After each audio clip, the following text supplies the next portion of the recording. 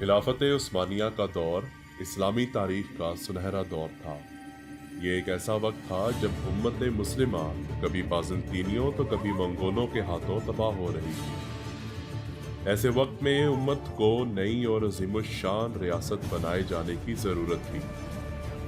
656 ہجری مطابق 1258 عیسوی ایک ترک سردار ارطغرل غازی کے ہاں ایک بیٹے کی پیدائش ہوئی جس کا نام عثمان رکھا گیا۔ عثمان نے مسلمانوں کی تقدیر بدل ڈالی اور انہی کے ہاتھوں سلطنت عثمانیہ کی بنیاد رکھی۔ عثمان بے ہوشی کی حالت میں شیخ ادب علی کو خواب میں دیکھتا ہے اور شیخ ادب علی عثمان کو خواب میں کہتے ہیں کہ اللہ پر یقین رکھو، وہ اپنے بندوں کو نہیں بھولتا۔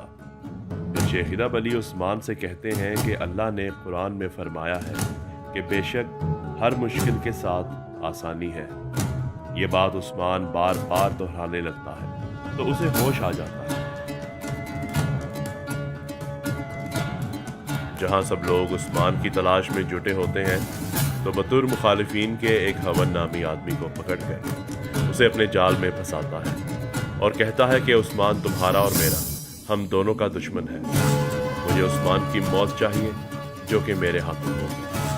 تم میری اسے مارنے کی خواہش کو پورا کرو اور میں تمہیں اس کے بدلے میں سونا دوں گا۔ اور وہ غدار سونے کی لالچ میں بدر کو بتا دیتا ہے کہ عثمان کہاں ہے اور اسے عثمان تک لے جاتا ہے۔ عثمان اپنے ہاتھ چھڑانے کے بعد اپنے ساتھیوں کے ہاتھ بھی کھول کر انہیں آزاد کر دیتا ہے، لیکن باہر کھڑے صوفیہ کے سپاہی اندر آ جاتے ہیں۔ سب ایک ساتھ عثمان اور اس کے ساتھیوں پر حملہ کر دیتے ہیں۔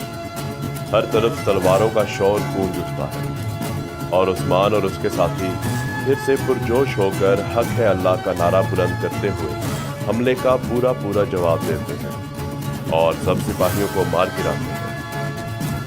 قبیلے میں بالا خاتون اور کونچا خاتون آتی ہیں تو سیلجان خاتون سے ملتی ہیں۔ پھر سیلجان خاتون بالا کو اپنے خیمے میں لے جاتی ہیں اور بالا کو بتاتی ہیں کہ عثمان بچپن سے ہی بہت بہادر اور نہ ڈر تھا، قبیلے کے سب بچوں میں سے ہر کام میں سب سے آگے تھا۔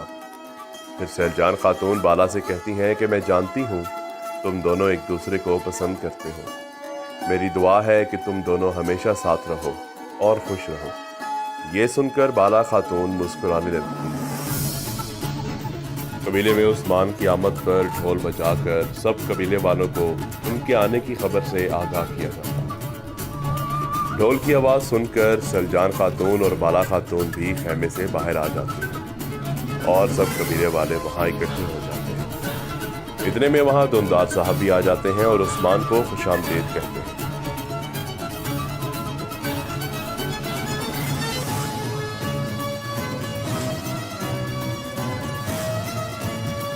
یانیز اور اس کے سپاہی مارکوس کے ساتھ شیخ ادب علی کی بتائی ہوئی جگہ پر پہنچتے ہیں اور ان کا انتظار کر رہے ہوتے ہیں۔ یانیز مارکوس سے پوچھتا ہے کہاں ہے تمہارے شیخ، کہیں یہ سب ان کی کوئی چال تو نہیں؟ تو مارکوس خاموش ہو جاتا ہے۔